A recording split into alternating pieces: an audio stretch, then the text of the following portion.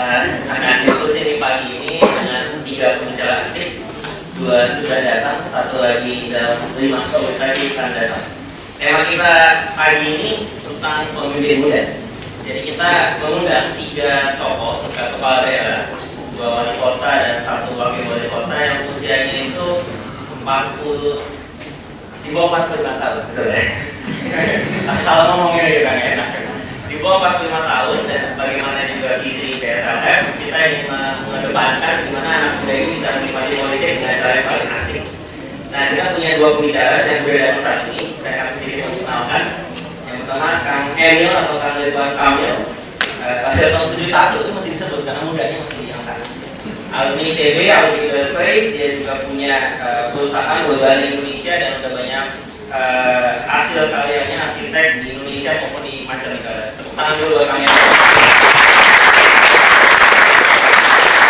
Yang kedua, Kang Ahmad Fahmi atau yang kita sapa Kang Fahmi aja ya. Wakil wali kota Sukabumi pada tahun 74. Jadi tahun ini usianya 139 tahun ya. Masih 39 bulan Mei akan 40 tahun. Nah, kita lihat tadi kalau bercandaan Kang Fahmi dari Sukabumi biasanya di Jawa Barat. Nah, kita lihat gimana topiknya. Selanjutnya beliau dulu pengamat UIN atau IN secara Hidayatullah. Saya itu S2 di IMI Jakarta. Selamat datang Kang Bima, tepuk tangan buat Kang Bima.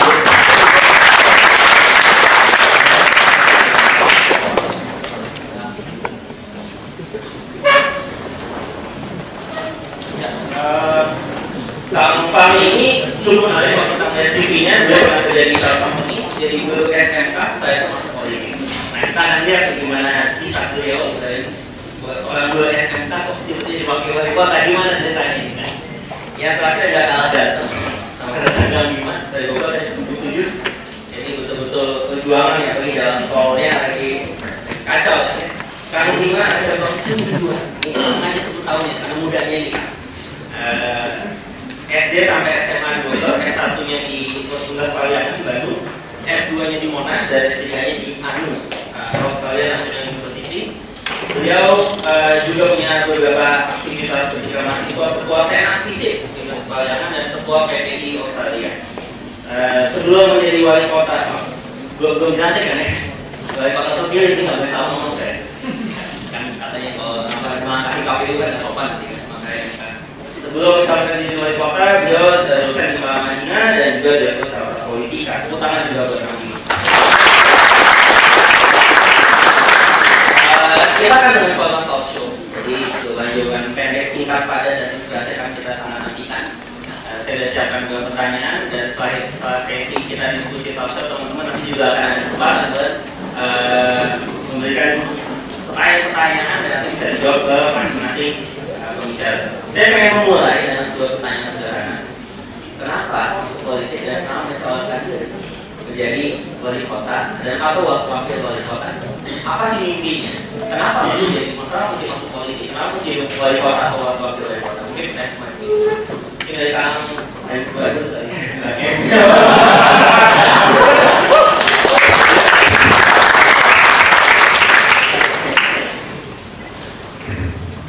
Jadi ada politik praktis, itu ya, kedua hal yang menurut saya berbeda.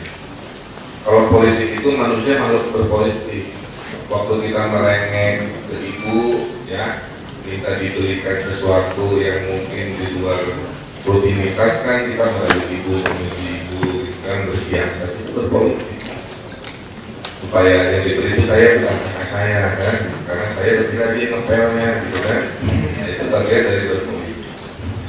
Kalau politik praktis itu kita masuk ke dalam sebuah sistem politik yang sudah disepakati di tempat kita berkiprah dan partai politik, ikut pemilu, pilkada dan seterusnya. Sewaktu Kang Ucup jadi presiden kami ITB, dia juga berpolitik, meyakinkan orang. Sehingga kesimpulannya adalah dalam kacamata saya, politik itu adalah upaya memperjuangkan nilai pendek itu. Kita suka nilai kita apa, kita perjuangkan nilai itu menjadi sebuah nilai perjuangan. Saya senang taman, ya. Saya senang orang itu berinteraksinya di ruang terbuka publik, bukan di mall. Ada studi ilmiah yang menunjukkan anak-anak yang nongkrong di mall rata-rata cenderung lebih bodoh dengan yang tidak nongkrong di mall, tapi di taman-taman. Saya seperti mall. Bukan tidak boleh, harus lebih banyak di luar. Maka saya berjuang supaya generasi Bandung bukan jadi generasi yang bodoh, generasi yang konsumerismenya sangat mendominasi. Bukan juga. Saya mati kan, maka saya fight memperjuangkan hal-hal tersebut. Nah, format perjuangannya apa? Bisa dalam politik praktis, bisa tidak. Sebelum jadi wali kota, saya aktif di Indonesia Bertumbuh. Karena nilai yang ingin saya perjuangkan bahwa harusnya kota-kota Indonesia lebih hijau, ruang sosial lebih banyak, happiness indexnya meningkat. Tapi saya bukan wali kota, bukan gubernur, bukan menteri dan sebagainya. Ya udah, tetap saya perjuangkan ya itu, saya politik dalam bentuk membuat komunitas. Jadi komunitas ini adalah seperempat kekuatan politik. Seperempatnya adalah pemerintah, seperempatnya adalah pebisnis. Pebisnis juga berpolitik, ada lobby-lobby memperjuangkan ini, ribut dengan buruh atau apa. Semua punya nilai yang diperjuangkan. Seperempat politik lagi adalah media. Media juga berpolitik, jangan salah. TV merah tidak pernah memberitakan api loh.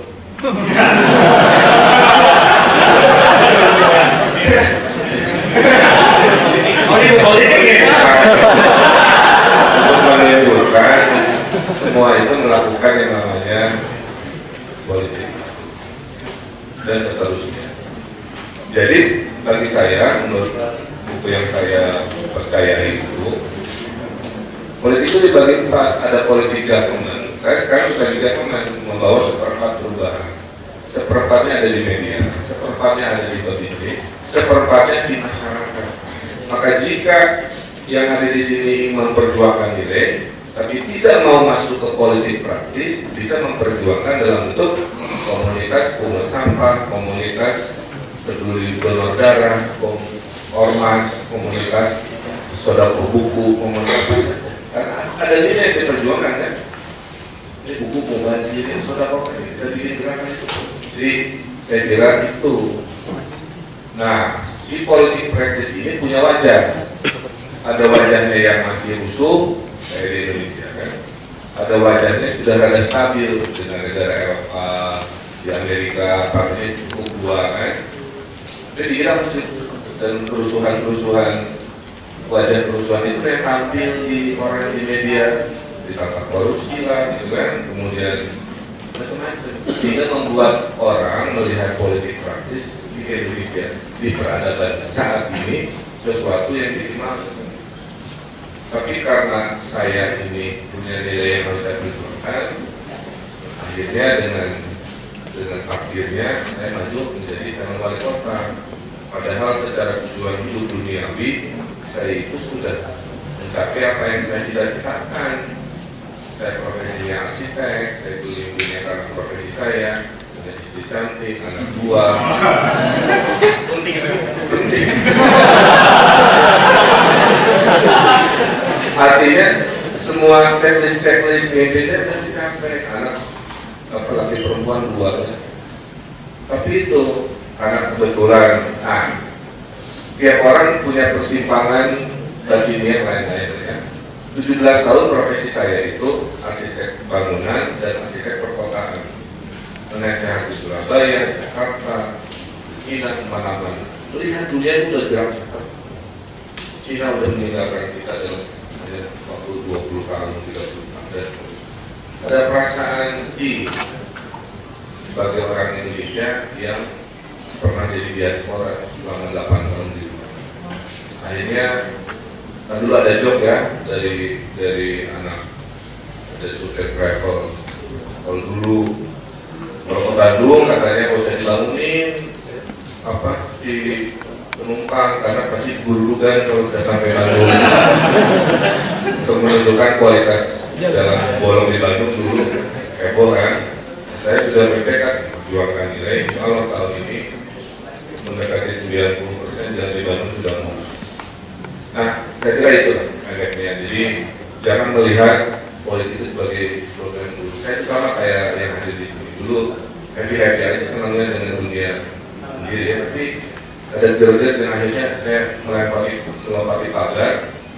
Saya ada pengalaman juga teknologi praktis seperti ini. Jadi kalau pengalaman ya bulan Maret saya 5%, pas pencoblosan 45,4%. Jadi manja ada wajah. Di mana ada kemauan pasti ada. Pertanyaan buat kami. Kami yang tua kedua.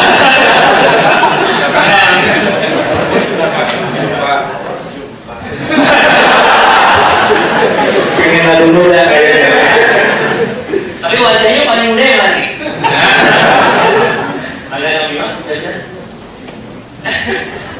Assalamualaikum warahmatullahi wabarakatuh. Waalaikumsalam. Setiap orang punya idola, setiap orang punya pahlawan. Idola saya, pahlawan saya itu ayah saya almarhum. Saya jadi anak yatim ketika usia 25 tahun. Ada dua wasiat ayah saya sampai sekarang selalu saya pegang. Hidup harus punya arti, hidup jangan diperbudak materi. Jadi sepanjang perjalanan hidup saya, dua hal itu menjadi tujuan saya. Harus punya arti dan jangan pernah sudi diperbudak materi. Dalam perjalanan hidup saya melihat orang-orang yang kemudian tidak punya arti karena diperbudak materi. Dari kecil saya suka politik. Buku pertama saya mungkin sama rata-rata ya generasi saya, Kang Emil juga barangkali ya, kecuali TK-nya di mana gitu, SD-nya di mana, tapi buku pertama saya itu Tintin, Mahabharata, Baratayuda, Kopingo bukan buku pertama, ada mencurigakan kok pertamanya baca Kopingo. Dari situ sejak SD saya suka sekali politik. Cuman pertanyaannya, mau jadi politisi atau mau jadi akademisi? Saya memutuskan akademisi aja dulu, nanti toh bisa juga masuk politik. Kalau di politik dulu agak susah, balik lagi ke akademisi, sesimpel itu. Karena itu saya sekolah mengajar di kampus. Pada saat saya jadi pengamat tahun 2008, saya jalan-jalan kemana-mana, saya mengunjungi satu daerah di daerah Kalimantan, satu kota yang tidak saya sebutkan namanya. Saya disambut di rumah bupatinya, rumahnya seperti istana. Ketika saya sebut istana, betul kayak istana. Bayangkan ada kamar, luasnya sebesar ruangan ini. Ya, ada kamar ya. Biar bisa kontrol.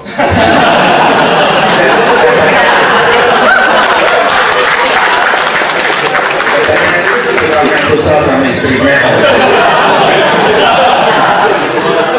Ada kolam renangnya, ada helipadnya.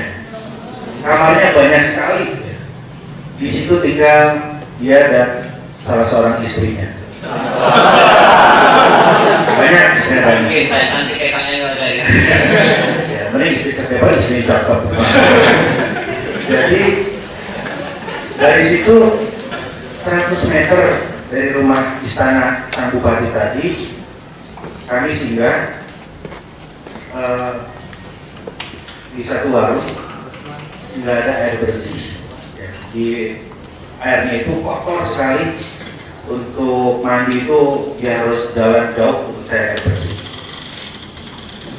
1 kilo dari situ ada kampusnya kebanggaan daerah di situ, kampus. Tapi kualitasnya jauh lebih rendah dibanding SD IPS di pelosok di Jawa Barat. Udah mau runtuh, mahasiswanya kadang-kadang masuk. Pertanyaan saya kemudian, inikah otonomi daerah yang katanya akan membawa kesejahteraan? Dulu, zaman Orde Baru, sebagai aktivis, sebagai pengamat, wah, semua keseluruhan di Jakarta, oke, otonomi daerah kembalikan lagi. Tahun 2005, Indonesia menjalankan pilkada langsung. Tujuannya apa? Untuk menguatkan otonomi daerah. Bangun daerah Demokrasi daerah, putra daerah membangun kampung halaman. Itu tahun 2005. Sekarang, apakah otonomi berjalan dengan baik? Mohon maaf kalau jawabannya tidak semua. Tidak semua berhasil. Kenapa? Salah satu faktor utama adalah penjahatnya pindah ke daerah, bandingnya pindah ke daerah, mafianya berkuasa di daerah, dinastinya dibangun di daerah.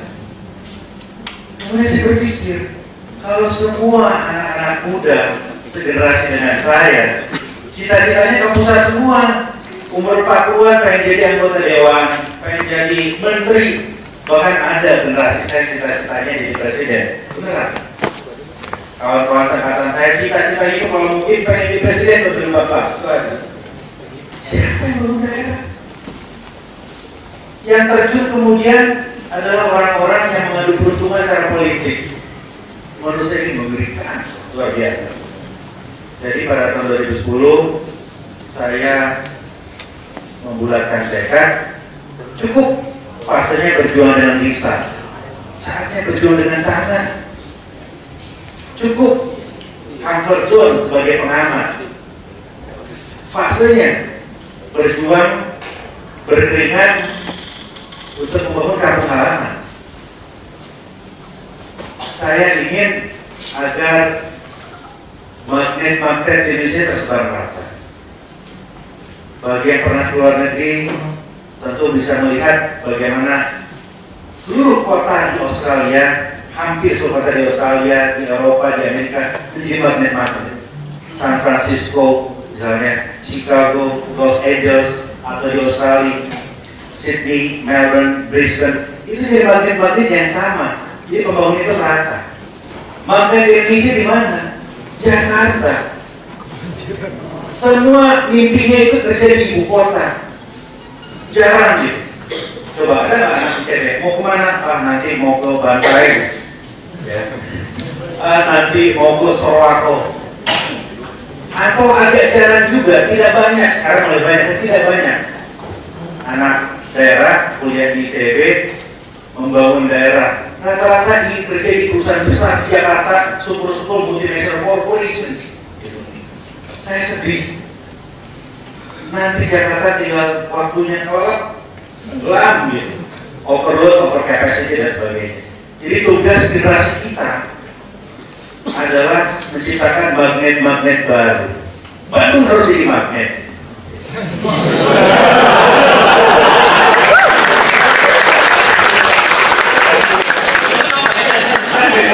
Bogor bisa, Sukabumi juga.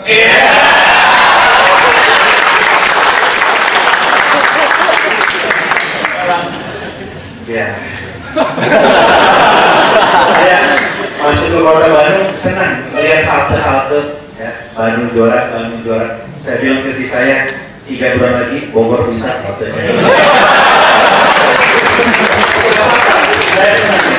Yang mikir keras Kang Emil gitu ya, yang jalan Kang Emil, yang banyak Kang Emil gitu, yang rapi nanti di Bogor saya. Nanti kalau saya teror di Bandung.